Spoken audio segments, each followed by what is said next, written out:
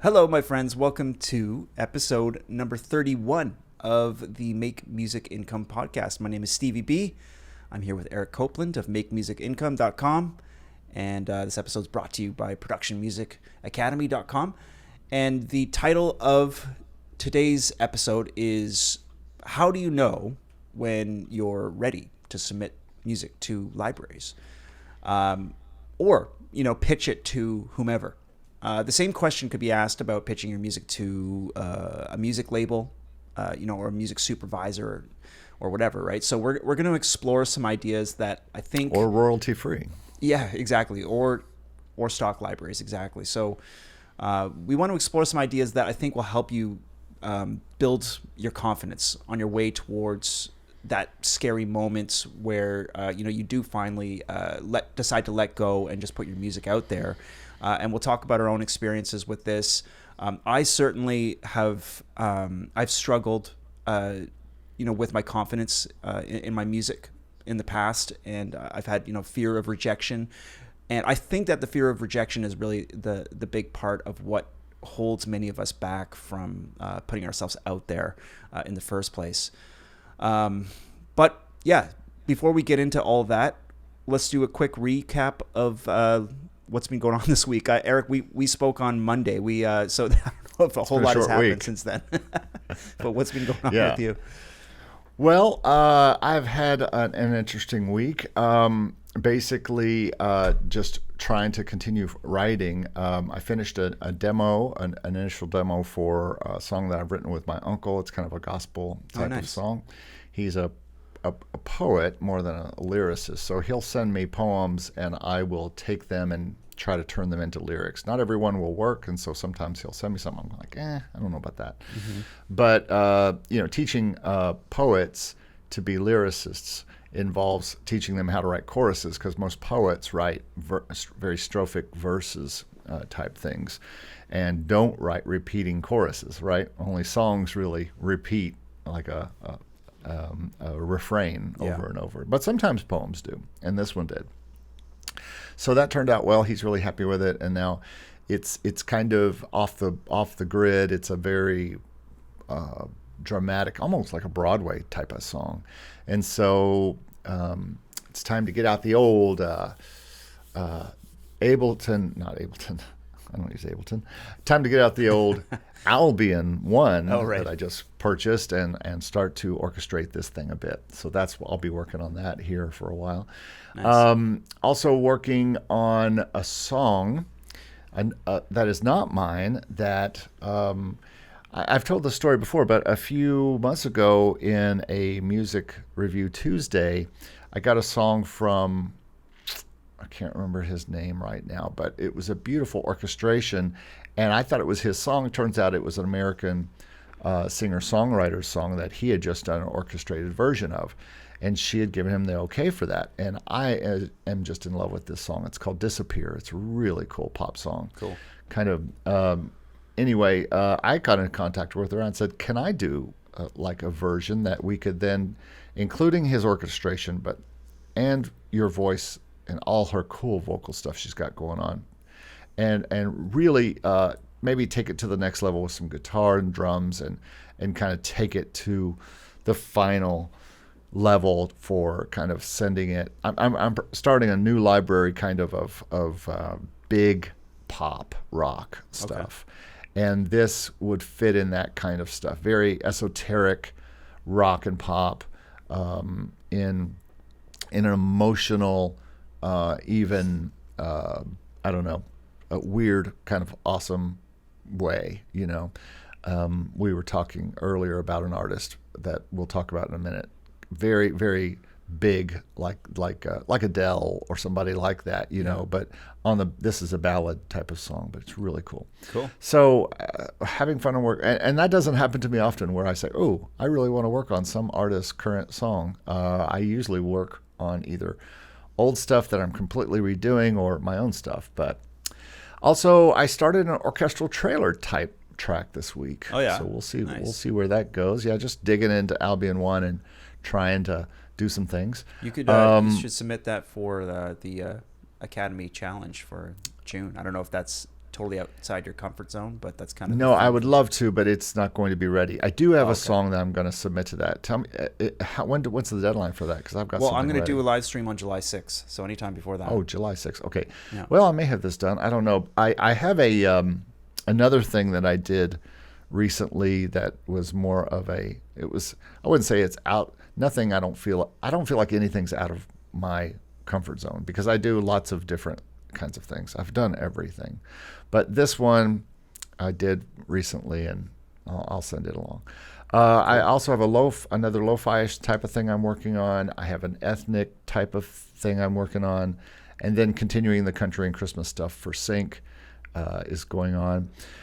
Been really enjoying and having, I don't know, just bowled over by the response to my ebook. You know, sales every day, and Nice. people just buying the ebook. It's called The Stock Market: Where, Why, and How to Submit Your Music to Stock Music Licensing. You can find that at the makemusicincome.com site.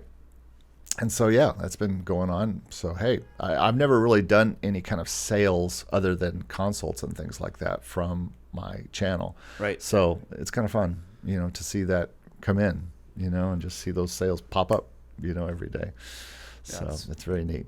It's like And then in teaching, I have a video coming out tomorrow with Clint Music, who is a pretty well-known guy in our space who teaches licensing from kind of a different perspective, the whole beat and hip hop and you know, perspective. Yeah. But so we had some really good talks, and we talked so long. I'm gonna split it up into like 3 videos, but that's coming out tomorrow. And then at school, it's MIDI week and Logic week.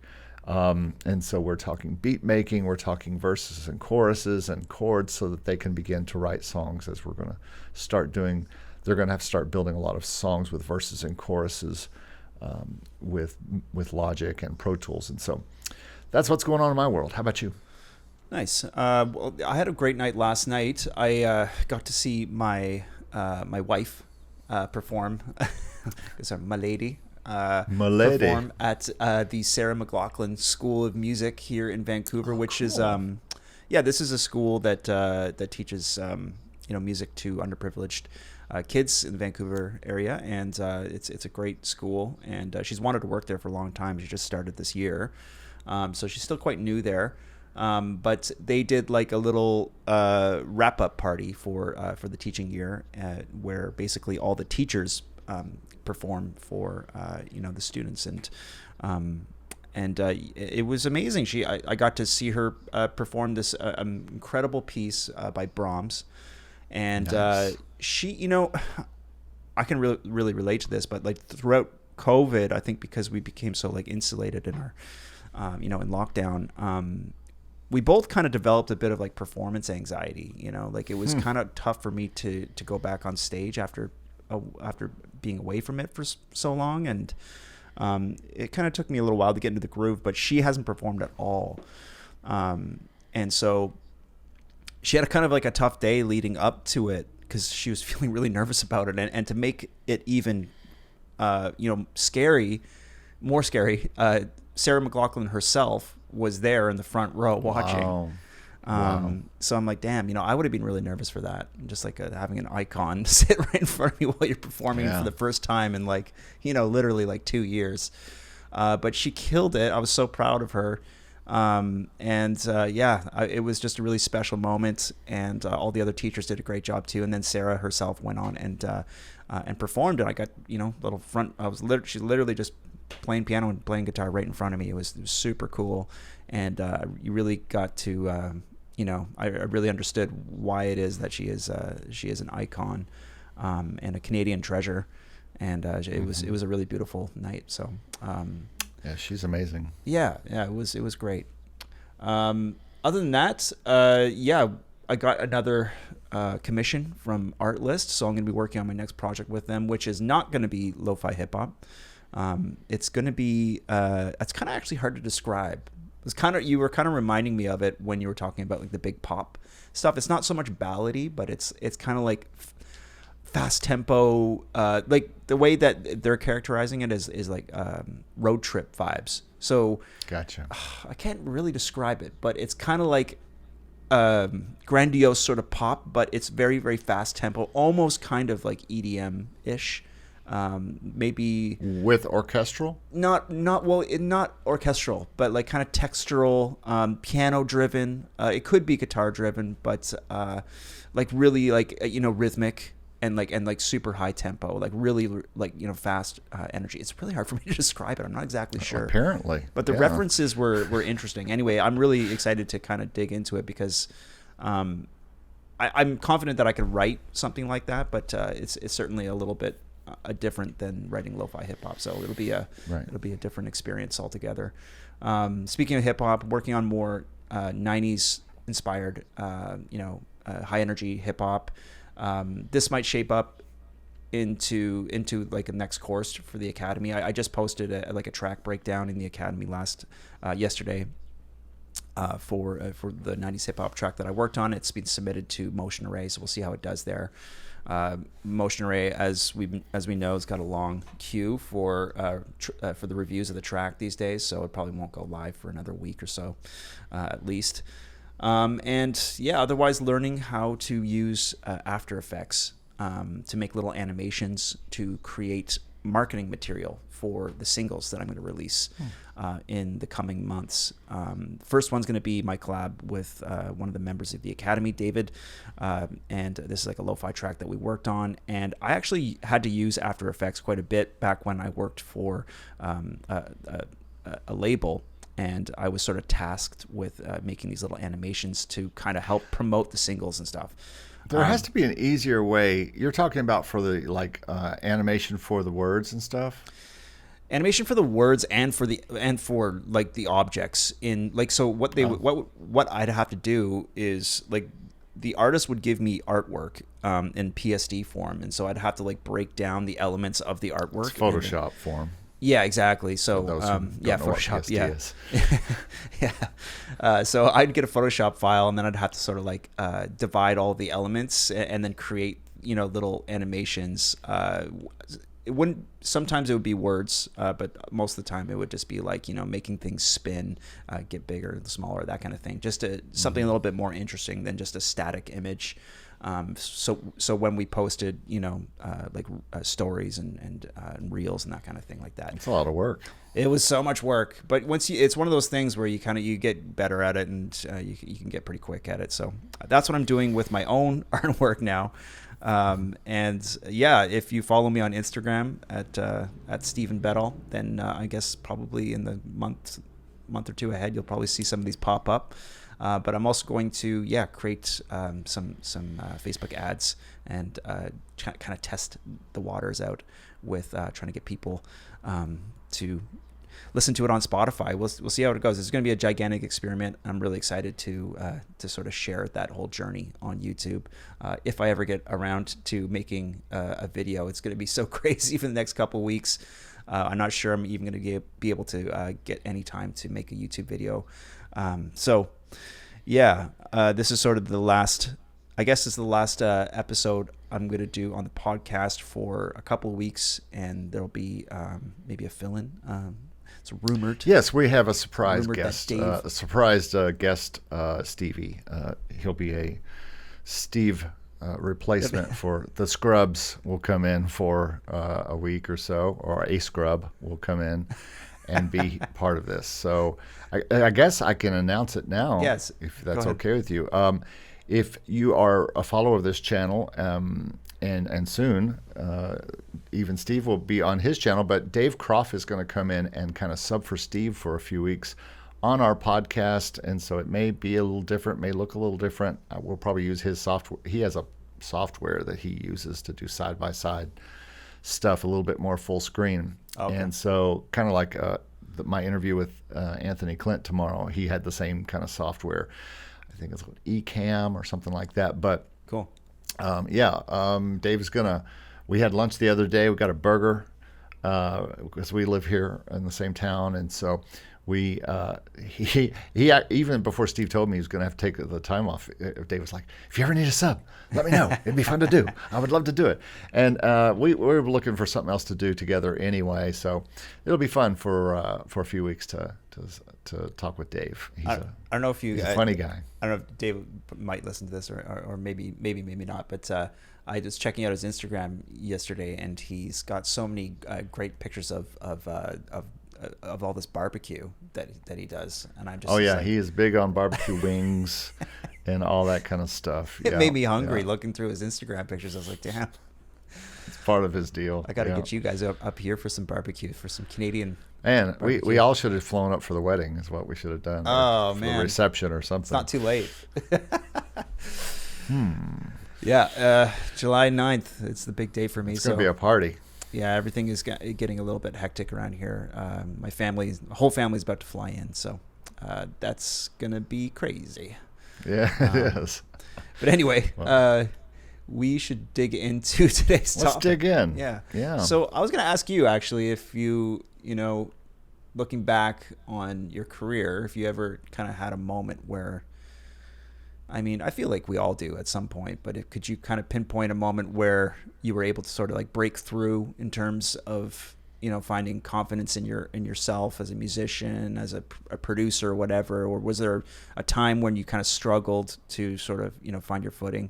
And did you ever kind of struggle with any self-doubt in terms of like whether you were, say, good enough to do the job in the first place, like looking back? I don't think so.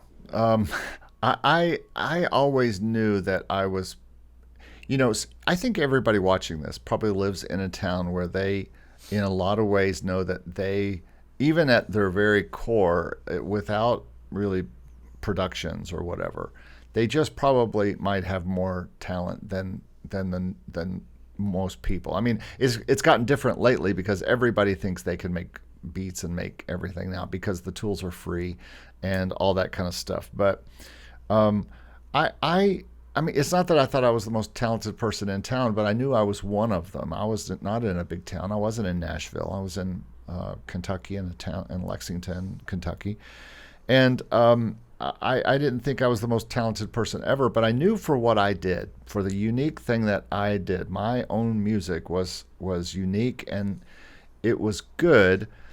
But I think where my insecurities may have come in, if there were any, it wasn't insecurities. It was just lack of opportunity and because of gear. Mm-hmm. I came up in a different time than you, and people who are even younger than you. People coming up now who are in their 20s have a wealth of tools to work with. Right. I mean, I had a reel-to-reel tape deck, 2 microphones, and a piano, and that's all I had. And then I started getting synthesizers, but still I had no multi-track recording. So I had to either bounce stuff or eventually, and it was like watching the grass grow. You're waiting for that next piece of technology to finally come to let you be able to do what you want to do. And maybe there's people who feel like that now. I don't have a computer. I can't do anything. Well, you have a phone, and phones do more than anything I ever had when I was a teenager. Yeah, right. Or even in my 20s. It was a struggle to find recording software unless you had $3,000 or $4,000 to buy a 16 or 8 track recording tape deck of some kind. Yeah. And so I just waited and had a computer and got stuff, and it got MIDI, and eventually got to the point, I guess probably in the early 90s or probably early 90s, before I had recording gear to do multi-track recording on a computer. So, and at that time I was almost in my 30s. So, and even over those next 10 years, it took a long time to get to the place where I felt like I could do good stuff because I didn't have good samples or whatever. And that wasn't because they existed and I just didn't go get them. They didn't exist, or they weren't that affordable. And now you can get GarageBand. Boy, if I'd had GarageBand in my 20s, I would have ruled the world. I could have ruled the world much faster than I do now. But I think that was my if I had to deal with something, that was the thing. And I know people now who are 20 something, they say, I just don't have a machine. I don't have the right computer. I don't have a MacBook. I don't have Logic. I don't have blah, blah, blah. I don't have the thing. I think that's a crutch because now you're not handicapped. If you have a phone, if you have any kind of tablet, if you have an old computer, you can be up and running and doing stuff. So technology 100%. can't be your crutch anymore. It's no excuse anymore. Yeah, I mean, unless there's a barrier to you being able to, like, you know, invest a couple $100 or something like that. Basically, you know, to get an old computer and maybe a microphone that could do something, record something half decent. I mean, yeah, the sky's the limit in terms of, like, there's really very little barrier in terms of being able to create, you know, good music. It's got, like, well-produced music at this point. The technology was always kind of there for me, you know, because I didn't really start getting into, like, actually recording myself until about, like, you know, 2000 or so, when I was like 16 or something like that. And even then there was, like, Fruity Loops and, like, those digital, you know, the digital space for recording music was kind of, was there, you know. I think there was, like, Cakewalk and that kind of stuff. So I could write music. Essentially, the second I decided to, you know, start writing music, the technology was available. So yeah, that's certainly. I'll also say that, you know, this really shows my age, but I have been going to, I had started going to Nashville to show off my demos, which were on cassette tape and were just mainly piano and vocal demos, since I was 18 years old. And so that was almost 40 years ago.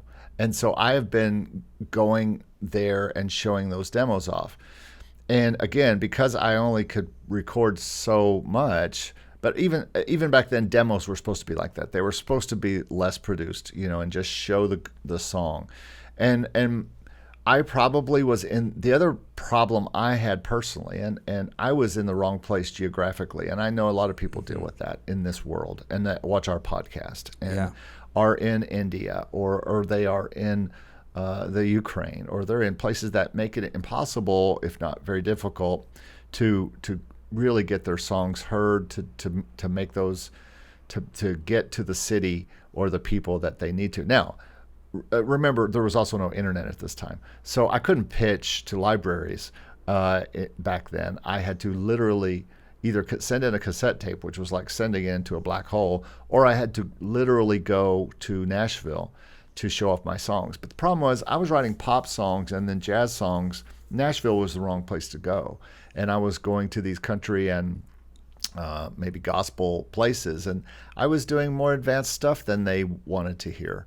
Not that I was like more advanced. I mean, I was using chords that they didn't usually use because they were doing more simplistic stuff. So that was probably my other handicap as far as getting, if we're talking about how do you know your music is ready to get to that next place, to pitch to that place that you want to pitch to. And I think it could be anything. I mean, we're talking licensing libraries, but it could be either royalty-free or sync licensing libraries, but it could be pitching to a publisher. It could be pitching to a classical stage company, or pitching to a Broadway musical. Whatever your genre is or goal is with music, it could be all that, or just trying to get clients. You know, how do you know your music is ready, and how do you get it ready? And so I think I've got thoughts about that. Yeah, you know, I have a lot of thoughts about it too. And someone asked me this question in the academy the other day, and it's one of the members, Mariano, and it really had me thinking, you know, about, like, looking back on my own trajectory. And it's like, it's not actually always that clear when you are ready, but you're always ready for something. You know, you might not always be ready for the whatever the highest thing is you're aiming for, but you're usually ready for something. And which is why I think, you know, we talk a lot about how stock libraries are kind of a good training ground. If you're not feeling like you're quite confident enough to, or feeling like you're quite prepared enough to send your music to, like, you know, maybe like one of these major label owned sync libraries or whatever, you can, there's always something like Pond 5, which is sort of a good place to get started, because they don't reject a ton of music. You know, they kind of take it all in. And, this is a good testing ground for folks to see, like put your music up there and see if you sell something. Once, maybe you might not find that confidence that you need until you make that first sale. And I think that for me, that was sort of like an affirmation that I was on the right track, especially when I first uploaded music to Audio Jungle. I remember distinctly going through, listening to some of the music and being like, I can't write something that's this good. Or I can't write something like, that it just sounds, I was intimidated by a lot of what I heard. And I was like, I'm not writing or producing music at this level. I don't feel like I have any business uploading my own music to this library. But I did it anyway, just because there was really nothing to lose by trying. And sure enough, I made a few sales, and that kind of projected, that kind of gave me the momentum I needed to move on to, bigger and better things. So I think there's a lot of folks out there who sort of feel like they're not ready. And I think that actually, I don't know if you would agree with this, but I think a lot of folks kind of fall on either being too precious and feeling like they're never ready and kind of like never sending anything out, or just sending out stuff way before they're ready. And it's sort of hard to find that middle ground. And I mean, there's a lot of suggestions we can make in terms of like trying to find that balance. But I think I talked about this in my recent interview on Clint's channel, and he asked me for my journey, and I've told this. I think I told it on his channel, I told it on somebody else's, but maybe Dave's. But a big piece of my any success I am having in any kind of licensing, but especially in the sync licensing side, is that I made a decision to focus there. In other words, I was a full-time producer in mostly out of Nashville for clients. And so I was doing all that there with all the players and all the engineers and all that. But I was focused at that time, or my job was to create music for clients and make sure that they had good singles and albums to put out. But when I decided to really kind of shift the focus to my compositions for sync licensing, at the time I didn't know about royalty free, so I didn't know about that. But I went on a 3-year kind of turning the ship towards writing just for those libraries, and I wanted to write songs and not trailer music or cues or whatever. I wanted to write songs. I just wanted to write a lot of pop songs, a lot of positive pop songs that would work in television shows and advertising and things. And so I did. And I really focused on that. I turned most of my attention, my every waking bit of time that I had that I wasn't working for clients. I said, this is going to be the future. And it's kind of like the students who are coming to the school where I work, and they're saying, I'm getting a recording engineering or recording certificate or degree or whatever, because I'm changing the direction of my life. I don't want to do landscaping anymore and mow yards. I want to do music work full time, and so I want to know Logic and Pro Tools, and I want to know songwriting, and I want to know how to record things and mic things and all that. All that to say, they're making a change. They're making a shift in their thinking towards a thing, and I think whatever your thing is going to be that you're going for, how do you get good enough to get there? It takes a focus towards that. And I think sometimes people just kind of on a whim go, oh, I just saw a video, I think I'll do some music licensing now and see if that works out for me. And I think a lot of the people who are watching this who have found any kind of success, including people who are in your academy or people who are watching my channel or whatever, have made a years-long goal and switch. And we've watched them go from being mediocre to very good. Watch several people take that leap. And it's because they made a decision and they began to work purposely towards it. Yes. Period. Yeah, 100%. I would say there's two things I want to talk about in terms of like trying to build confidence and trying to get to a place where you feel like you are absolutely ready. One is that you should be open to feedback on your work, and you know, listen to what other people are saying about the work. And sometimes the people will be wrong. They'll share opinions that aren't necessarily correct. Sometimes they'll be dead on. But I think that if you're just getting feedback from your friends and family, it's probably not the greatest thing alone to rely on, because I think you know, you need somebody to kind of tell you give you some honest feedback about your work, that's not trying to hurt your feelings, but just kind of trying to tell you what you need to hear. I was really lucky, looking back on like my first sort of licensing work was, I was working for this boutique library that was just getting started, and they were paying for tracks up front, same way that Artlist is now. But I was making, you know, money per track, so per finished track, and sometimes I would work on these tracks for days, and then, you know, I would get this like scathing feedback, not negative, but just very, you know, it was very honest, being like, hey, you know what, this isn't that good, you know, and here's why.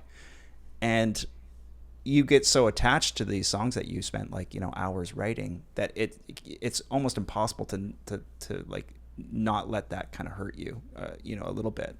And so I kind of grew some thick skin because of that whole experience. But man, I really needed to hear that stuff, you know. And looking back on it, it's the kind of feedback I give people now in the academy, and it was so helpful for me, man. You know, it was really, really helpful to get that honesty so early in the licensing game.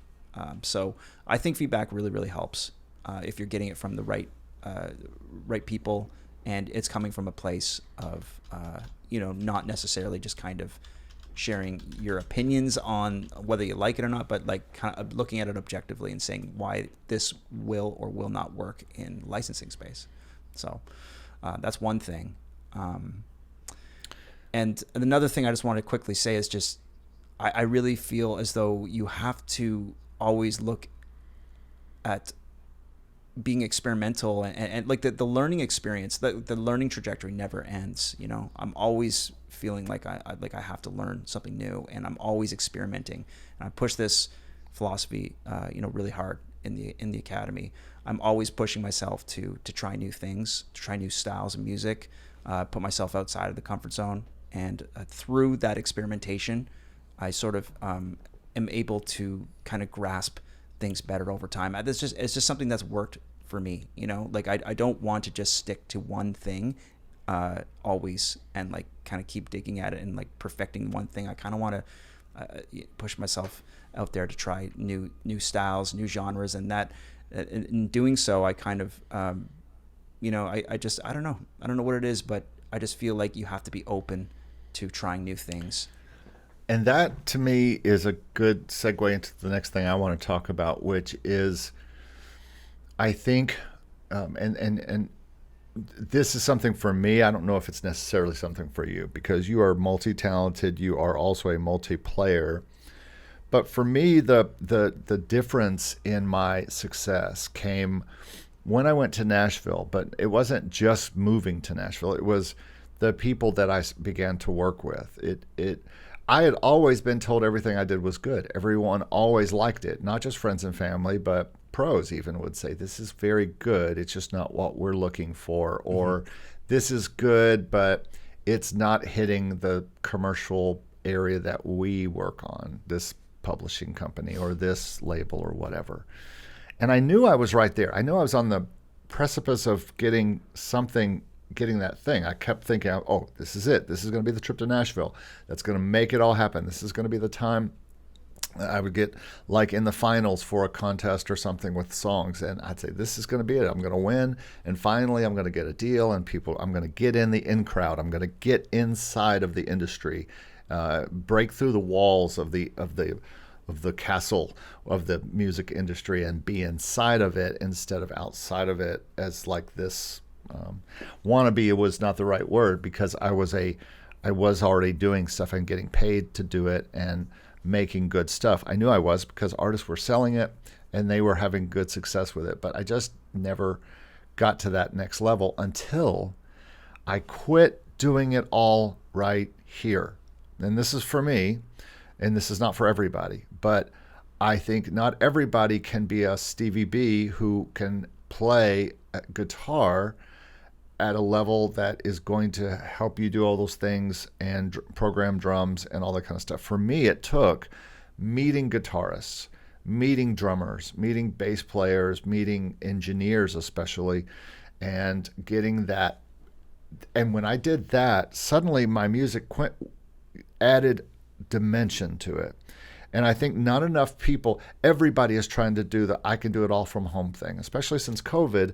Everybody is like, oh, I can't do anything else other than be at home. Mm-hmm. But anybody who has started to stretch out, like the Disappear song I was talking about, where a songwriter let a guy from Europe orchestrate it and took it on another level. And now I'm taking all those levels and going to make it into another level.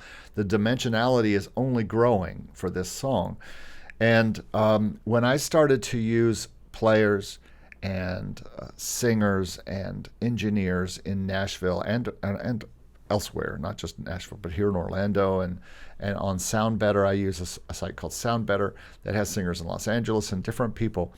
Everybody adds a dimension level on top of that, and suddenly my music, all these songs, yeah, I steered towards licensing, but I steered in the same way that I was doing it in Nashville. I would say, okay, if I'm going to develop a song for you, artist, we're going to use this band because these people are perfect for your thing. And when we put it all together and we bring all the talent together, we put this big team together.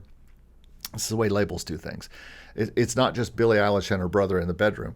It's a lot of times a bigger team than that. It's people, a bigger, not necessarily a studio, but it could be the studio that's part of it. But it's engineers, it's mastering engineers, it's different people who are involved in different parts of the production. For me, that has always been the secret of my success, especially once I got to Nashville, and now with sync licensing, I would say that 80 to 90% of what I'm getting licensed is not made here completely. It has players in it. It has partners. It has other people adding other dimensions, adding more to it than just what I can do with my brain and my fingers.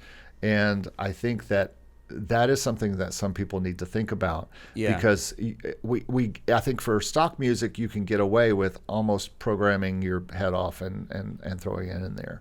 But I think when you get to the next level of things, label level, when you get to sync level, you need to be thinking about working with other people and collabing more and all that kind of stuff, because you likely are not able to do it all by yourself, and even I can't. I think most people, yeah. Like, I mean, we all come up against on a limit in terms of like what we can do on our own. I mean, I'm certainly finding that with like some of the folky singer-songwriter stuff that I'm writing. I mean, I could program. I mean, I could play all the guitar parts easily, and I could program some textural and and rhythmic backup stuff, without any problem in Logic, but. And I can sing too, I can sing, and but the thing is that I think to really sell it, like, I need some extra help, which is why I always enlist the help of my friend Missy, who's a fantastic singer, and our voices together are something bigger than just what I could deliver on my own. And that's kind of a smaller example of just looking outside of my little room here with what I got in my tools in order to elevate the quality of the stuff that I'm working on. I mean, you're talking about working with like a ton of different players, which is amazing. I mean, that's a whole new level. But yeah, I mean, I definitely come up on a limit in terms of like what I could create just in the comfort of my room here. If I I can't speak highly enough of all the amazing players that I have at my disposal here in Vancouver. And when I need to create something that's not sounding like too stocky or too DAW-ish, then I gotta look outside the box here and enlist the help of people outside the box. Yeah, exactly. Yeah. Exactly. Well, and going outside the box is going to bring up another word that's going to be hard for people to listen to and to get into, and that is, you're going to probably have to invest in your productions outside of what you can do yourself. And when I say invest, I don't just mean time, which is one thing, but also invest in other people's thoughts, invest obviously in paying players. I talk to my students, and I have a saying, and they, once I say it, they know. I say, and so when I need something good and I can't do it, what am I going to do? And they say, pay somebody. That's right. I'm going to pay somebody to do a better job than I'll do. If I need a real great drum sound, and my drumming is fine, my MIDI drumming is as good as anybody's, but if I want that real band sound, like on a lot of this country stuff, yeah, I could have played MIDI drums, but it's not the same as having a real real drummer playing country parts. It's different. There's an energy, there's a sound, there's just a more organicness to it, and loops and samples are only going to get you so far with every single thing in the world. And so, same with guitar. If you're a guitarist, you have guitar chops. But for those of us who aren't guitarists, we really have to have a guitarist. I mean, we can fake guitar with some native instrument stuff, but for the most part, to move faster and to move better, you should have a great guitarist that works for you. You should hire Stevie to work for you and pay him $100 a song to do a guitar part. That's what you should do. We still got it. I mean, you can hire Eric for the keys. You can hire me for the guitar. You make a great team. And by the way, just so you know, you can hire Nashville players through me. So if you ever have a need for a great part by a bass or a guitar or drums or keys or anything, if I can't do it, and I'm very honest when you come to me with a certain style and I go, that's not me on keys, that's this guy Jason, or that's this guy, or you need a certain kind of drummer, or you need a certain kind of bass player or whatever. I have always, especially since I moved to Nashville and quit being the one-man band guy, that's when my career took off as far as production and as far as getting accepted into bigger opportunities like libraries and publishing and things like that. That's cool. That's But somebody has to invest in that. Usually it was my clients, and now a lot of times I have partners in a lot of these songs that are going out to sync libraries. And so they are partners and help me. They are kind of executive producers who work on the song with me. They may co-write it as well or pick the song with me, and then they pay for the players and I produce it. And so we both kind of invest in it, and then we pitch it. And so you might need to find investors, people who co-invest with you, so that you can go out and reach out and get other players to do the things that you're not great at. And there's no shame in that. That's the way of the record business, for recording business, for all of time. Get great people. Pay. I mean, a contractor knows how to do all the jobs in building a house. He can do the electric. He can do the plumbing. He can do the roofing. He can do all those things, but he doesn't. He hires other better electric people, other better plumbers, other better roofers. Plus, he has too many jobs to do. He has too many houses to build. He can't sit there and do all of that himself. Yeah, I mean, we already wear so many hats. Like I'm my own mixing and mastering engineer, and I'm playing all the instruments, and it's a lot, man. And it's hard. It's legitimately difficult to be good at all of those things at the same time. And it's a lot of work, so hiring other people to help you out is for some styles like EDM and stuff. It's a different deal. It's a programmed type of work. Yes, exactly. But for acoustic music that you're trying to do out at next level than royalty-free music, don't be afraid to invest in players and invest in other people to help you, for sure. Speaking of fear, I want to circle back to the idea of fear of rejection. This is something I mentioned in the intro. I think this is something that holds a lot of us back. And Eric, you're a pretty confident guy, and I think that there's a lot of other folks out there listening who might not kind of share in that same level of confidence. Looking back at my own kind of experience with like music licensing or just audio production, I've had many moments where I kind of struggled to find my own confidence in it, and I have a habit of being very hard and very self-critical, very very hard on myself, and constantly comparing myself to others that are better than me, and then kind of talking myself down in the process. Now, there's been so many moments, like even like for example, before I applied to Artlist, I would spend a lot of time listening to the music that was on there, and just feeling like, I can't, I'm not good enough for this. Like there's this self-talk thing that happens, that's just kind of unhealthy. And then at one point, I just decided, just like, screw it, I'm just gonna send the music and see what happens. And sure enough, it got through, and they loved it, right? And then I look back on that thinking, like, man, I wasted a lot of time convincing myself that I wasn't ready for this. And I think that a lot of us, might be actually holding ourselves back because we are in fact ready. But it's kind of like what I said before. Like a lot of us, some of us fall into this camp where we're putting everything out there before we're actually ready to do it, and others are like me, which like maybe a little bit too precious, and like holding ourselves back because. Do you mean like, I don't know if I should put my face on this YouTube channel. I'm not comfortable exactly. with that. Exactly. And Steve goes, yes, you should. And so I did. And here we are.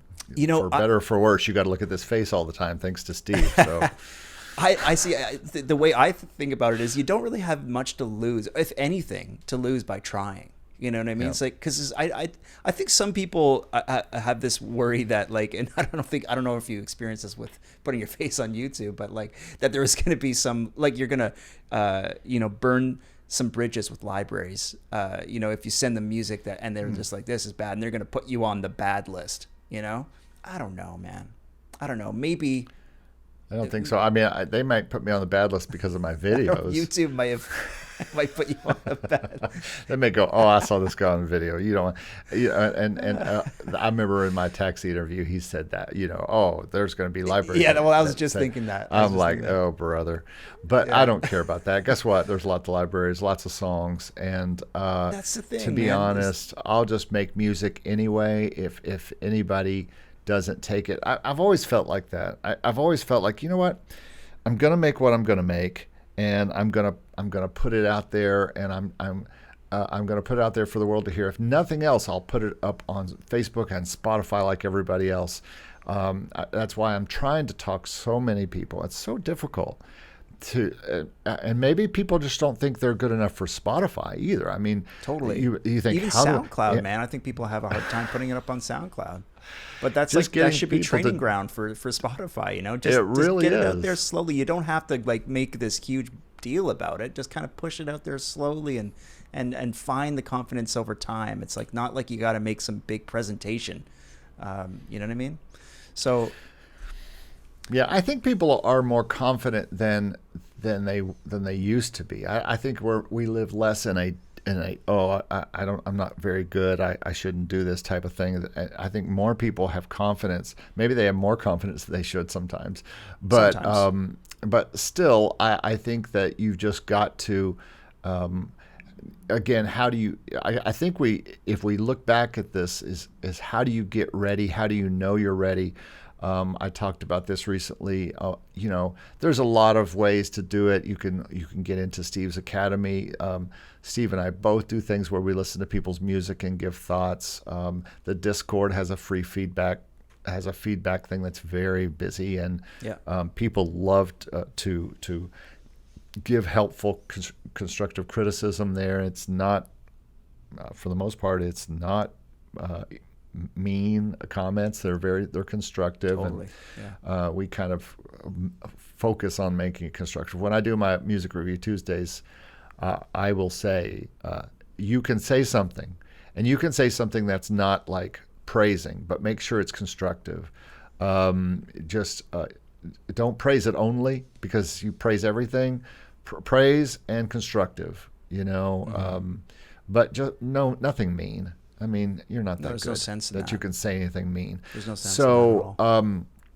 But yeah, I think things like that can help you find out how you are. Putting it on your SoundCloud and then throwing it up to your Facebook and see what people say, and see, get past the bless your heart or get past the mom saying it's great or whatever, and get some other feedback from people if that's something. But I think my big takeaways are: prepare yourself, prepare the music, work on it.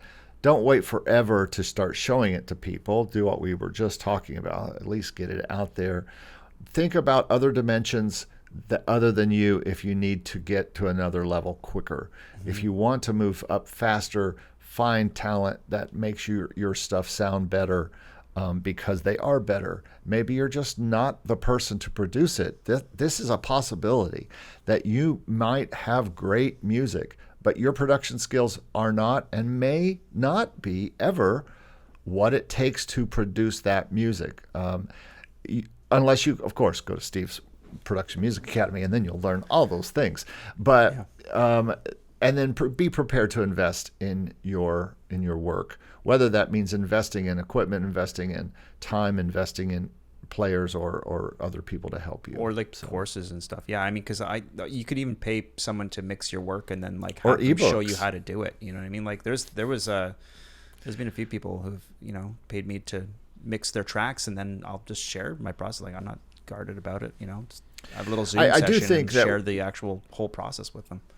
I do think we need to be careful that not everybody watching this has to be the ultimate engineer, has to be the ultimate mix person. I think sometimes we do make the mistake on some of these channels that saying anyone and every single person on the earth who watches this can be a mix engineer and can be a great player and can be a great singer or any and all of those things.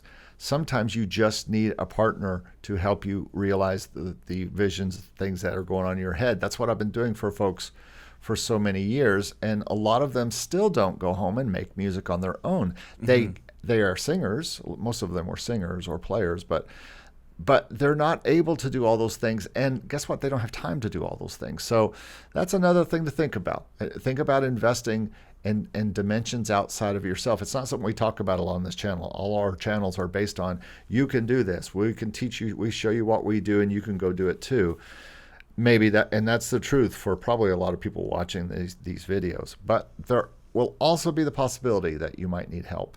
And don't be afraid to get that help and be okay with not being the guy. Don't be the man.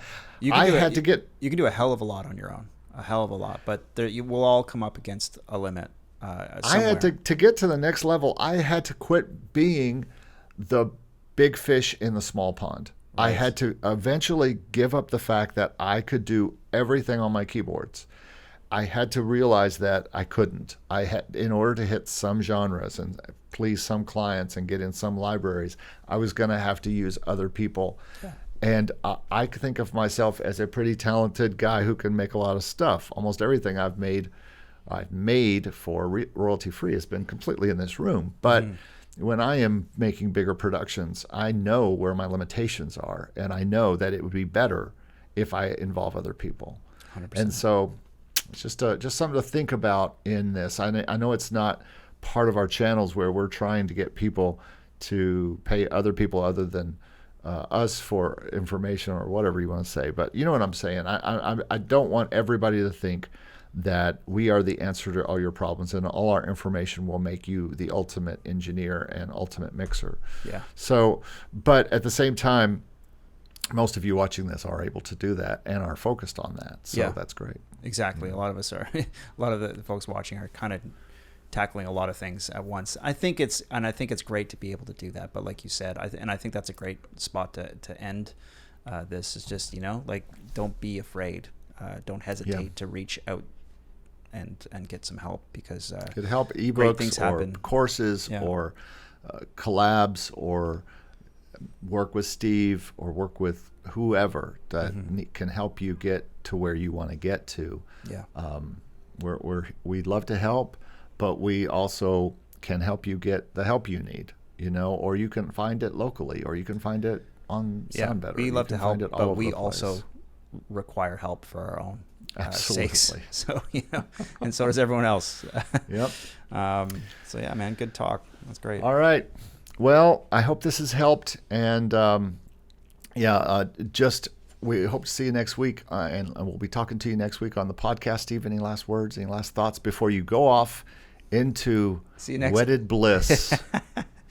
Everybody, I feel like we're on the Newlywed Game. Blow a kiss to Steve and Milady, they have a good couple weeks, and I just wish you guys all the best, just Thanks, publicly, man. Here, and hope it all goes well. Thanks. Yeah, I'm excited. We're very excited. So we'll see you guys soon. Thanks for watching as always. Thanks, and, everybody. yeah, cheers, guys. See you next time. Bye.